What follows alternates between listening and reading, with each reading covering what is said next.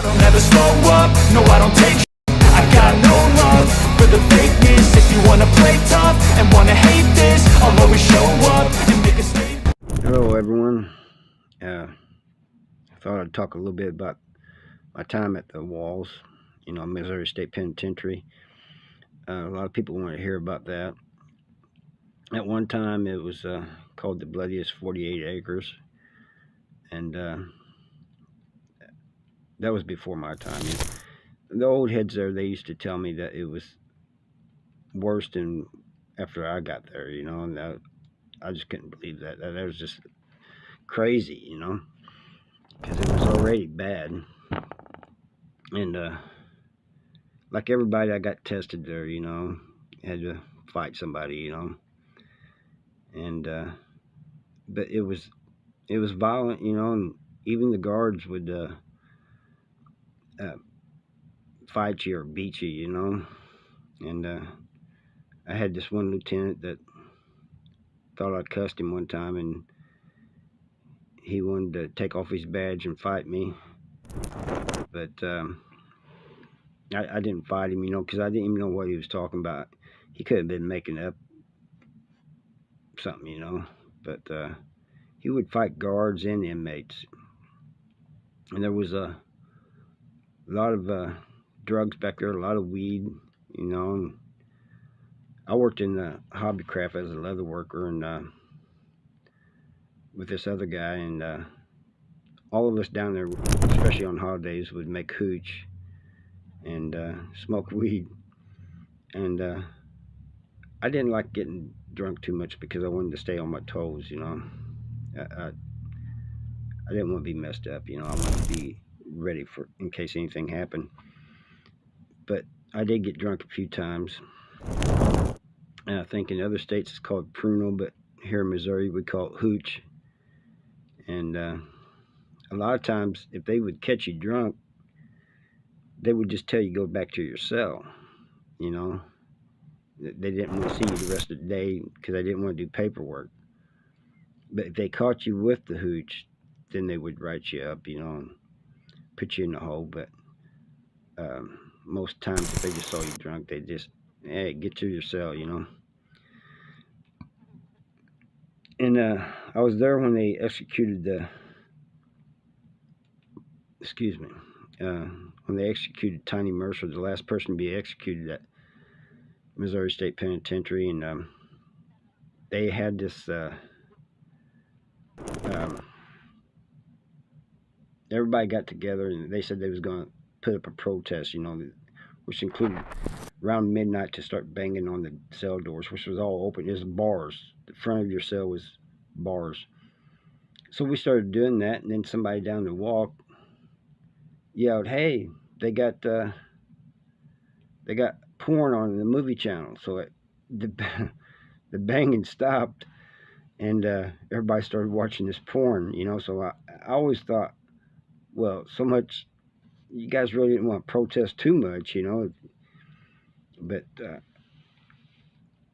so they showed porn like the rest of the night or something, But that place was crazy, but there was an order to it, Despite everything that was going on, there was like a crazy. It's hard to explain, but like the chow hall was divided, by race. Half of it was the black set on one side and the whites on the other side. The yard was kind of like that too, a little bit. Upper yard was mostly blacks, and lower yard was mostly whites, But I did 5 years there, and it was the longest 5 years of all my time I did in prison, my whole 29 years. That place, and the thing of it is, last year, it's a museum now. Last year I went back there as a, just, I saw my old cell, one of my old cells, and it was just kind of strange being there. But what was also strange was there was a former guard there, and a former inmate, and another person who had just been there like for a few days or something, you know, passing through, you know, on a transfer thing. But I was kind of surprised to see them there. They was kind of surprised to see me. And the guard said he didn't even know why he came there. He said, I just felt a need to. The thing about the museum is that they say it's haunted. You know, I never saw no ghost there. And people say, well, how do you know? Well, it doesn't matter, because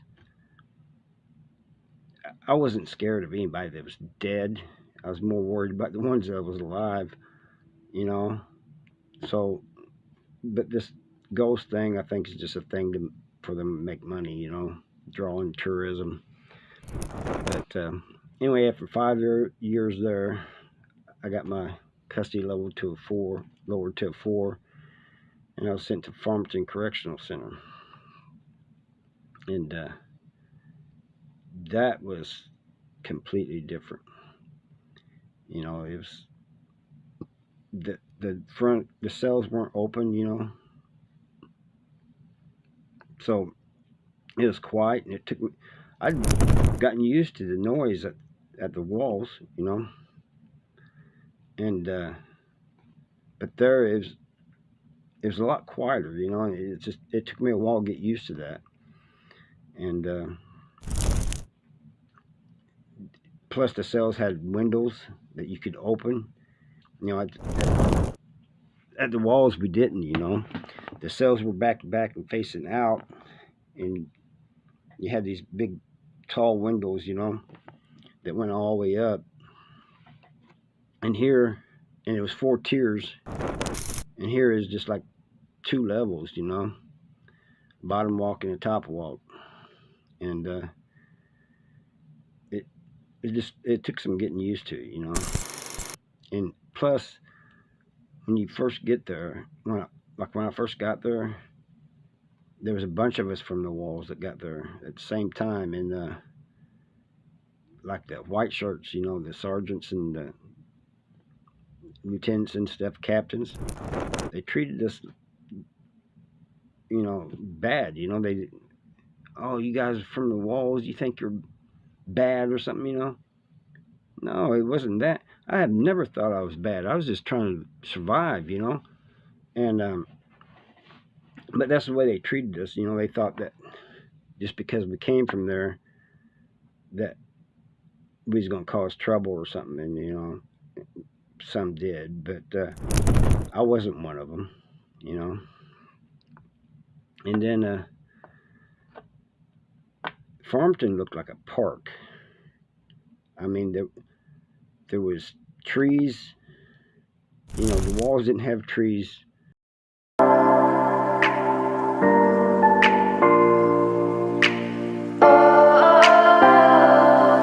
We are dreaming in the dark. We are nothing more than dust. Search for